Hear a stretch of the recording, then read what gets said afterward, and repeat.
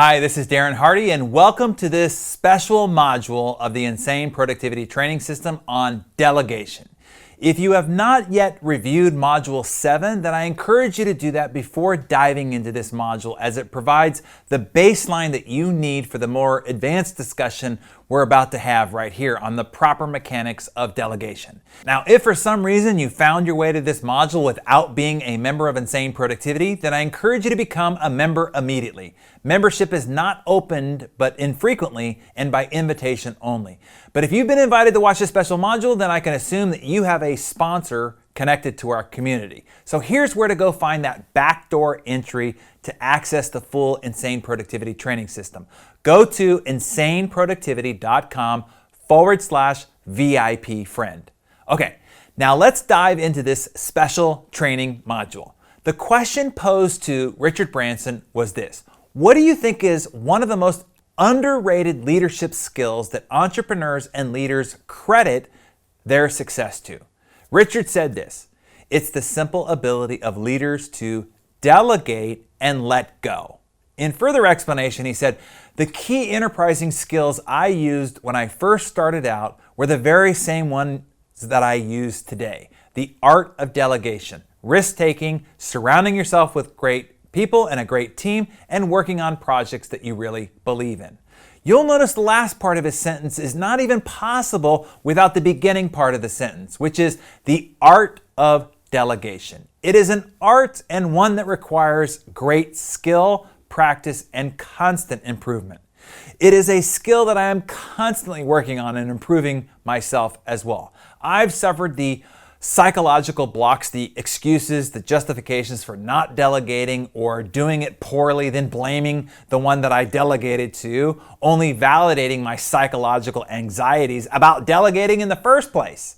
I think delegating is particularly challenging for us human beings because it incites much of our weakness and social programming.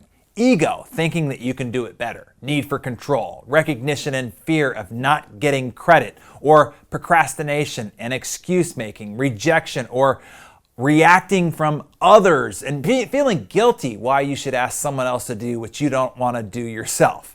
This is why, even though we know delegating work plays such an important role in leadership and achieving our big, hairy, and audacious goals, we still see very competent people struggle to delegate or delegate enough. Highly talented people relegate themselves to attending to routine and lower level tasks. The founder of the JCPenney retail chain, James Cash Penney, by the way, that is actually his name, James Cash Penney. Crazy, right? This is what Cash Penney said. He said, the surest way for a leader to kill him or herself is to refuse to learn how to and when and to whom to delegate work. The inability to delegate properly is one of the main reasons why leaders fail. But leaders often mistake delegation for passing off work, so they don't do it. And thus they end up wasting their time as well as the company's time and resources.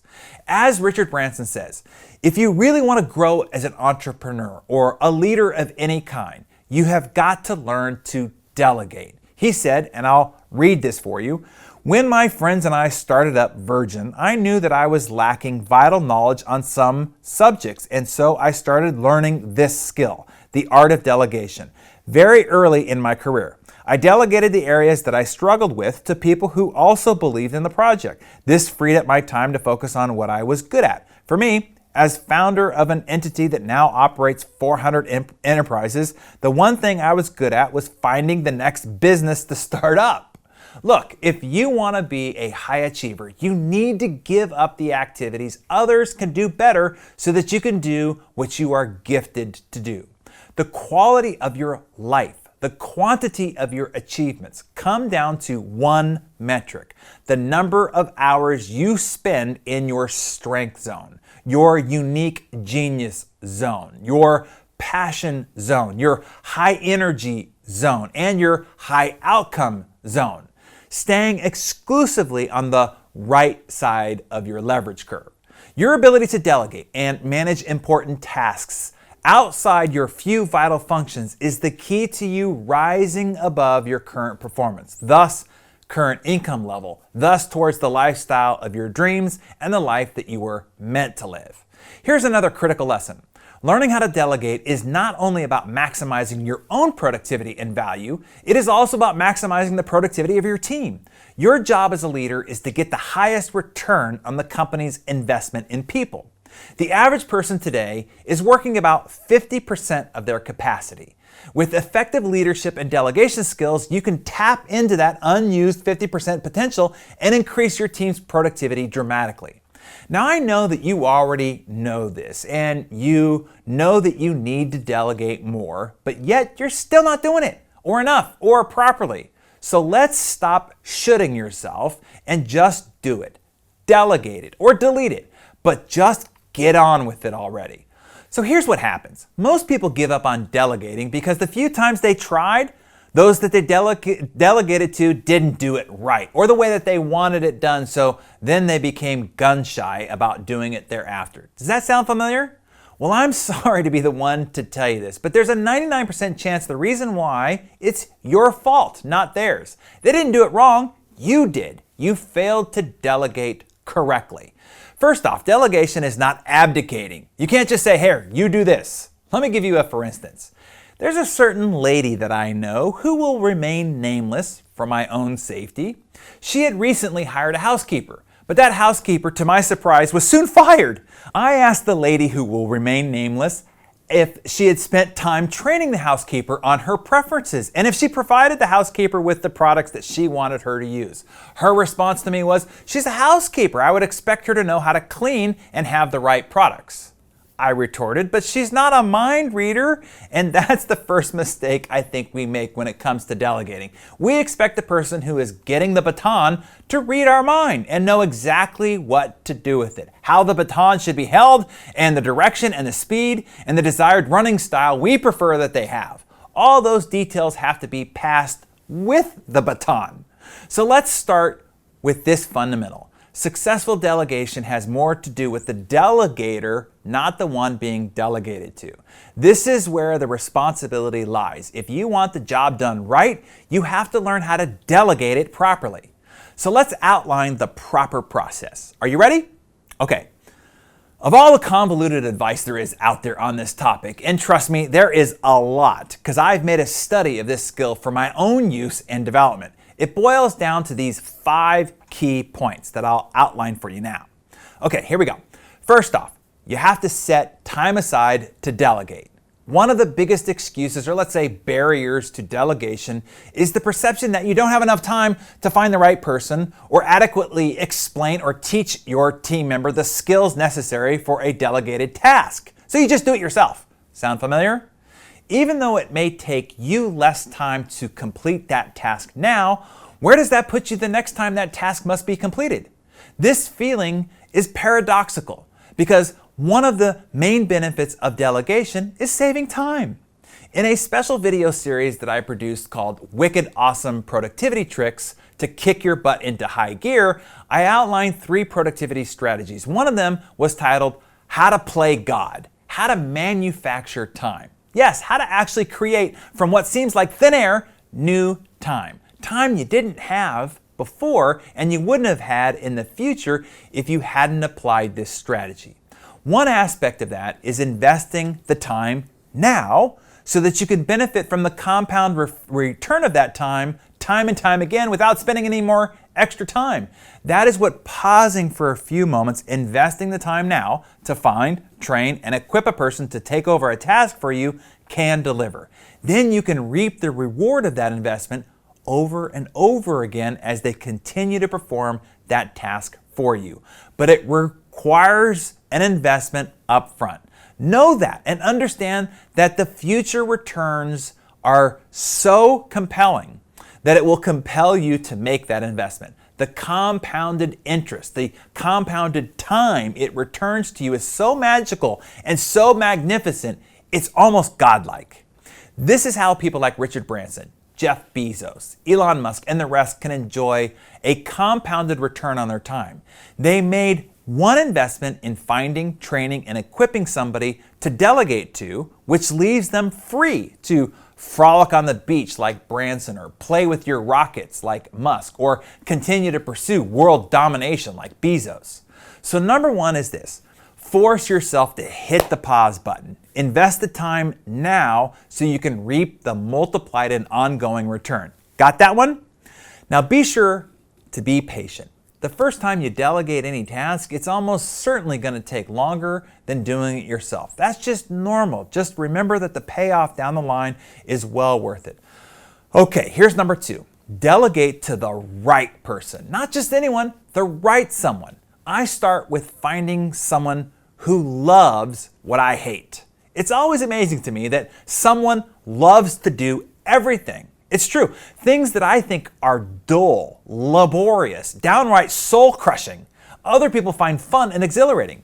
And then there are people who find what I do to be dull, laborious, and downright soul-crushing to them, and it's quite fascinating to me. There are people who love to build complicated spreadsheet formulas. Some people who love crunching numbers. Some people who love writing code. Some people who love working on cars. Some people who love working outside, or hanging with their pals on a construction site, or taking care of a garden. To someone, each of those activities is play. To me, everything I just listed to you, I hate to do, but yet they love it. It's interesting, right? If there was ever evidence of a grand designer, to me, this is one of those clues. How perfectly balanced and designed all this really is. Now, your job is to just match the person to the job. Find someone who loves to do what you want done. Find someone who plays at that thing you find work. Now, if you find someone who loves to do what you need done, usually that also means that they have a superpower in that skill. Usually what involves your superpower is also something that you like doing, like Superman's affinity for flying or Aquaman's joy of swimming. Now, I don't want to assume anything here, so let me be sure to add in this. Use your instincts. Just because someone is enthusiastic to help, you have to also pick someone whom you can trust your assignment to. For example, there is the fable of the sheep herder and the wolf. A sheep herder guarding his flock had a wolf continually prowling around his sheep. The shepherd watched very anxiously to prevent him from carrying off one of his precious lambs. But the wolf did not try to do any harm. Instead, he seemed to be just helping the shepherd look after and take care of his sheep. At last, the shepherd got so used to seeing the wolf about that he forgot about the nature of the wolf. One day, the shepherd had to go to town on an errand, and the wolf enthusiastically volunteered to watch after the flock. But when the shepherd returned, he was horrified to see how many of his flock had been killed and carried off. He knew how foolish it was to delegate or to trust a wolf, as he explained. I've been rightly served. Why did I trust my sheep with a wolf? The moral of the story is this: be sure that you pick the right people to delegate to, those whom you can trust to not kill your flock or projects. Trust your instincts. The other consideration in finding the right person is in the work standards and values that they keep. For instance, I'm a bit of what we like to call on our team OCE. Instead of OCD, obsessive compulsive disorder, we call it obsessive commitment to excellence. In the choice structure of fast, cheap, or excellent, pick two. You've heard that before. I will always pick excellent and fast in that order. I'll spend more money. I'll give you more time even to do it with excellence. Instead of just getting something cheap or sacrifice excellence in speed, I will be much more at ease and sleep better at night if I know I have delegated something to someone who also shares my standards for excellence. Now, don't get me wrong. I'm not saying having a standard of excellence is any better. Many people, and many people far wealthier and more successful than I, would say throw it all up on the wall and see what sticks. I'm just sharing you my preference and what will allow me to trust the person I'm delegating to, thus also relieving me of not only the task, but the mental anguish of it being done to the standard that I want it done. When you pick the person that you're going to delegate to, tell them why. Explain that you recognize their unique superpower in this particular area. Tell them how you've seen them grow and develop and hope that this assignment is an opportunity for them to take on more responsibility, grow new skills, and advance their development further. Number 3 is this: clearly define the goal and what success looks like. When delegating a task, don't just explain the what of the task, but also the why behind it. Why does this task need to be done in the first place? What is the decision around making it? For instance, let's say that you're teaching the task of providing a refund. Don't just explain the task functions, but explain why this person's getting a refund and the decision-making process behind it. This will not only teach them a skill, but also start fostering autonomy. Next, explain how they will be measured. How will you know if the job is completed properly or not? Schedule a deadline with progressive check-in points. You are not going to micromanage, and presetting any necessary check-in points relieves you of having to continually think about it. Once the deadline and the check-in points are established, this will allow you to clear the entire assignment for your mind. You know exactly when you will get an update. This is essentially boxing and shelving the assignment in your head. Pick the person, train and equip them, complete the handoff, and then it goes back onto the shelf for you until the next check-in. Clarity of deadline and check-ins is not only mentally relieving for you, but most importantly to the person being assigned the task. Clarity and certainty is empowering, knowing where the end zone is, what play is being called, and when the next huddle for regrouping allows them to just focus on performing. Now, here's an important distinction that I needed to learn in my own delegation. Delegate the objective, not the procedure. This is the key to not being a nightmare of a micromanager, which I probably was in the past. Instead, set clear standards for what kind of quality of results you're looking for, and then let them do it. If they need training on how to do it, then show the person how you do it, but let them know that they can do it any way they want as long as it's done well and gets completed on time. Just be sure you communicate clearly. As a fun example, I read a story that allegedly took place in a factory in the US which manufactured the Tickle Me Elmo toys. You know that toy, right? The children's plush toy that laughs when you tickle it under the arm. Well, legend has it that a new employee was hired at the Tickle Me Elmo factory, and she duly reported for her first day's induction training and then took her place on the production line. At 8:45 the next day, the personnel manager received a visit from a very excited assembly line foreman who was not pleased about the performance of this new recruit.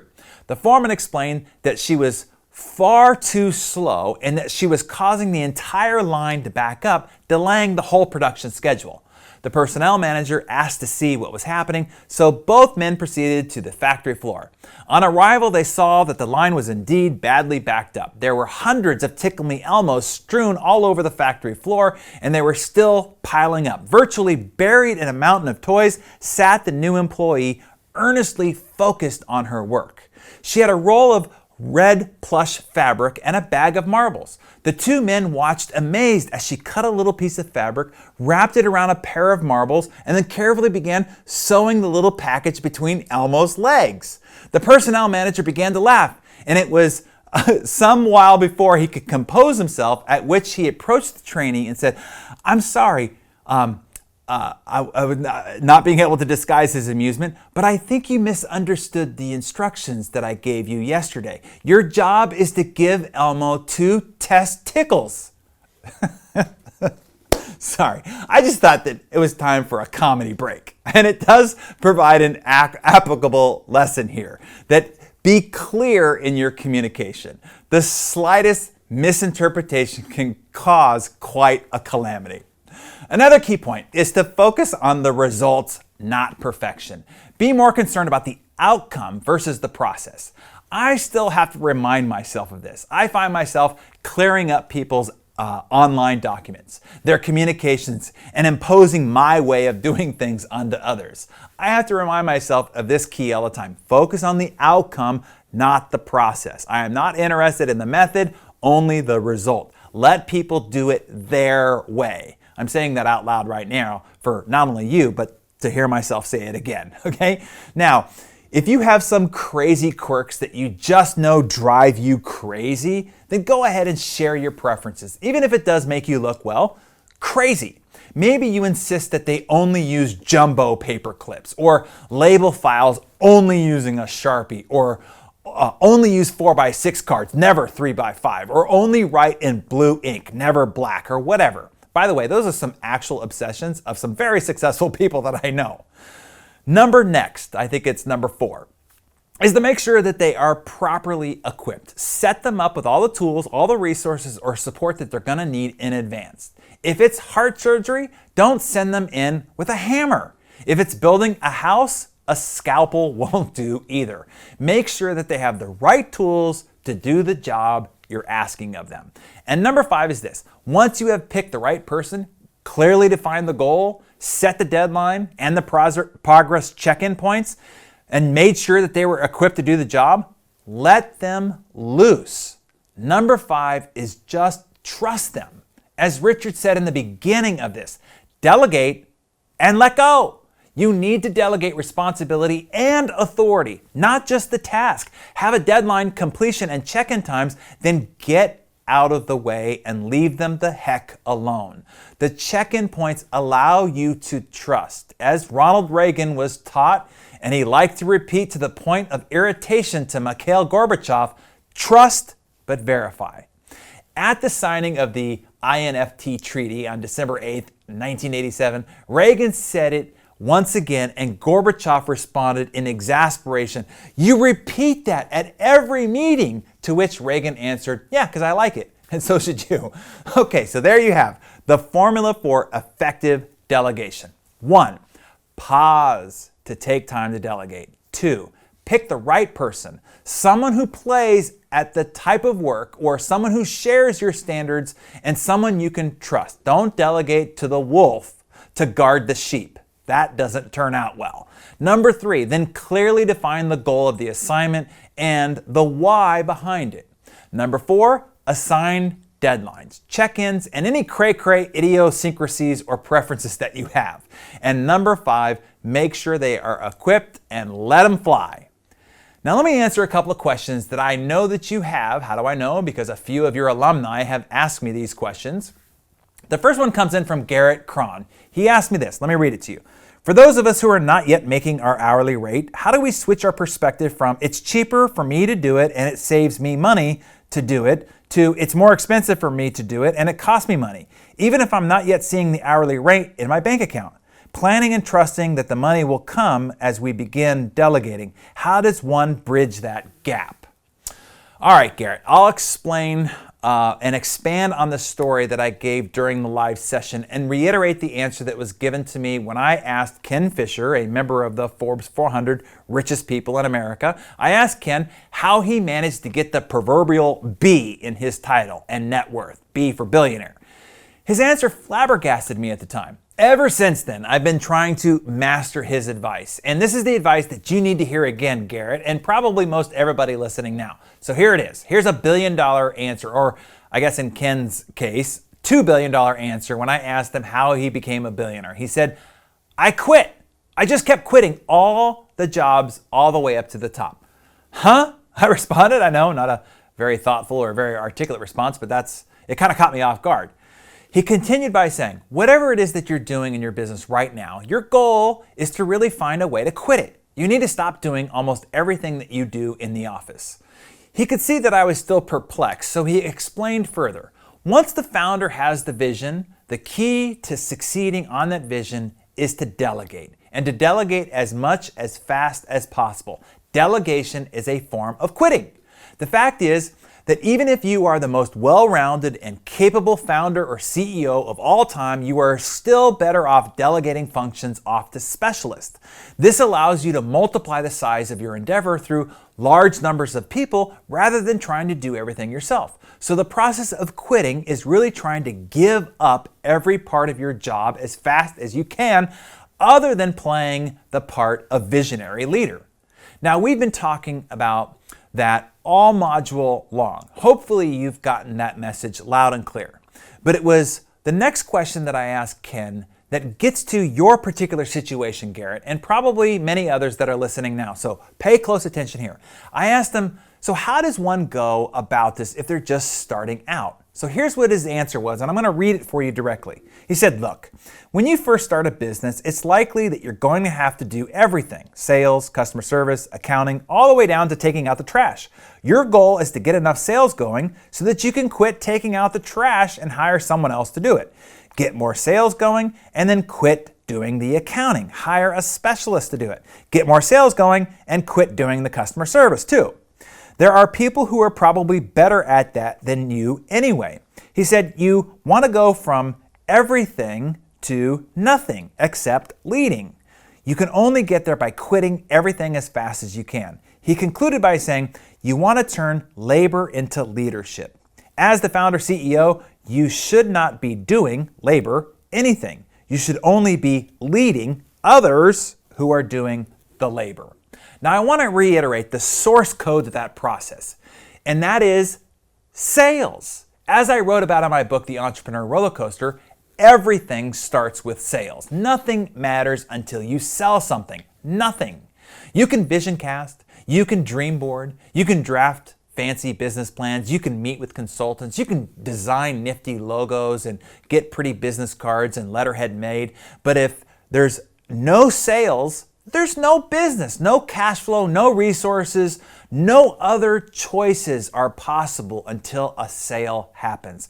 A sale tells you whether you even have a business. A sale starts the entire process and is the first thing every new business needs. It's the lifeblood of the business. You have a problem? Sales will solve most of them.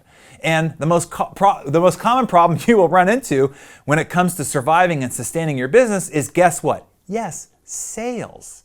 If the idea of sales as your top priority every day is making your stomach queasy, then you'll need this spoonful of medicine. Suck it up and go out and sell something. A lot every day, because it will allow you to quit taking out the trash, quit doing the accounting, quit doing the customer service, or whatever else is it that you ultimately want to delegate. The funds to delegate come from sales. In fact, usually what you are needing to delegate is all those things that will free you up to be doing more sales. And no doubt you can make more money selling than taking out the trash or doing the accounting or customer service or filing papers or doing expense reports or commenting on Facebook and the like. I know no one wants to hear this answer, but it is the answer. Selling pays all the bills, all the expenses, all the salaries, all the profit for your entire lifestyle. No sales, all that collapses. The main reason why Ken Fisher became a billionaire when so many of his peers in the same industry selling exactly the same service struggled to survive is he got really good at sales and marketing. Ken runs a financial advisor firm with more than $50 billion under management.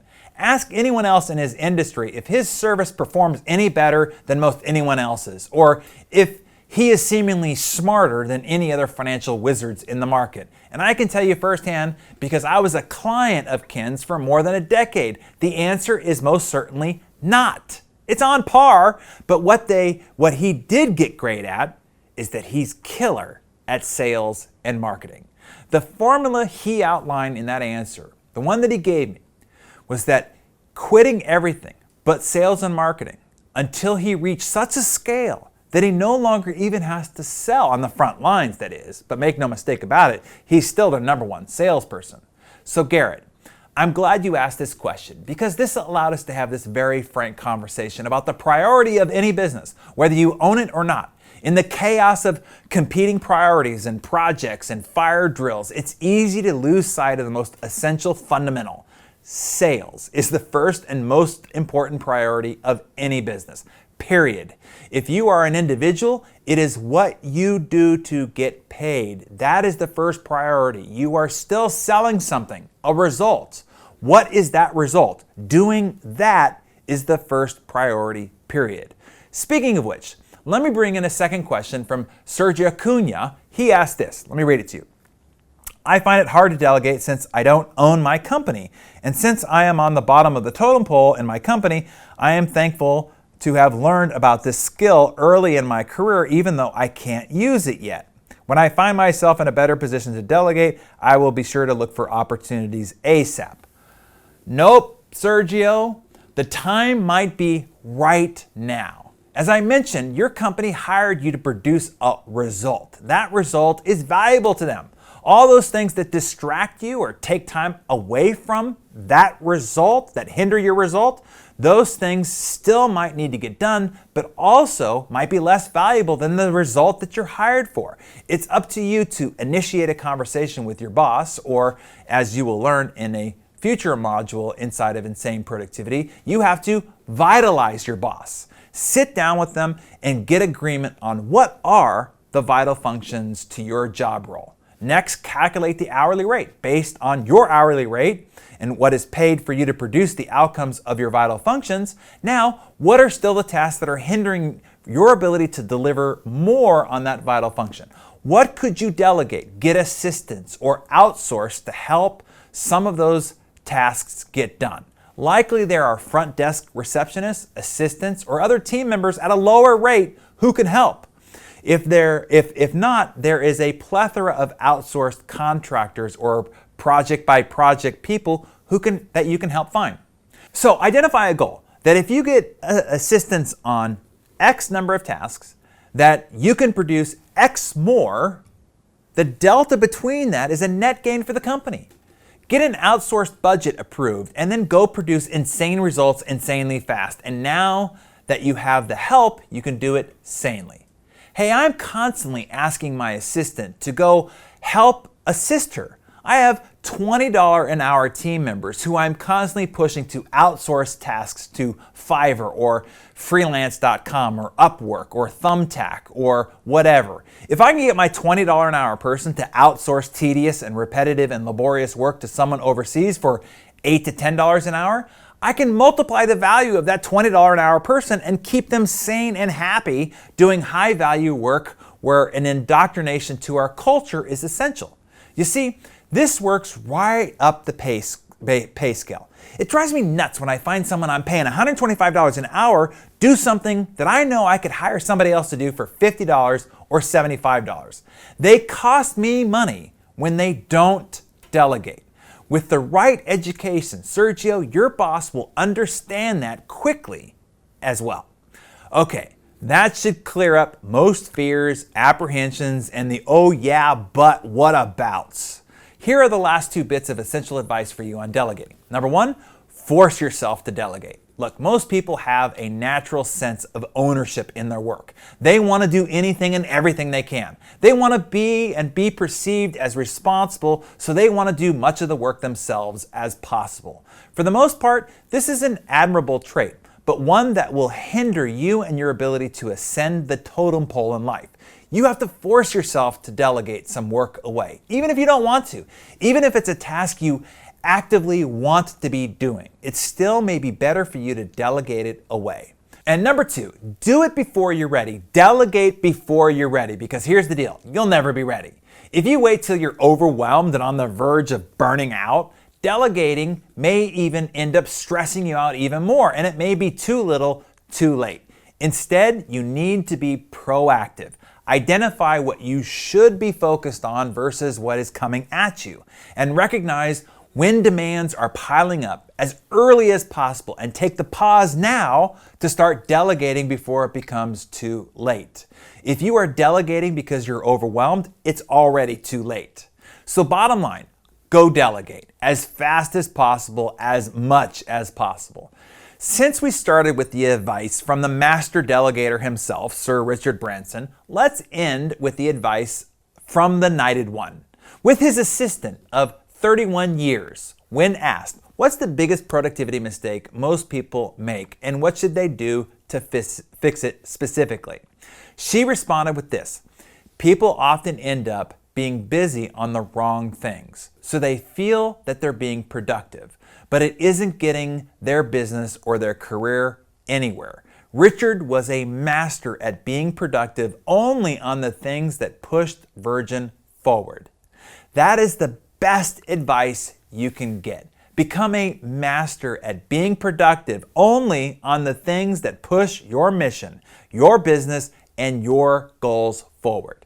So I'll see you back inside the Insane Productivity Training System for Module 8 as we continue to uncover the success vitals that you need to help you create insane results insanely fast, sanely.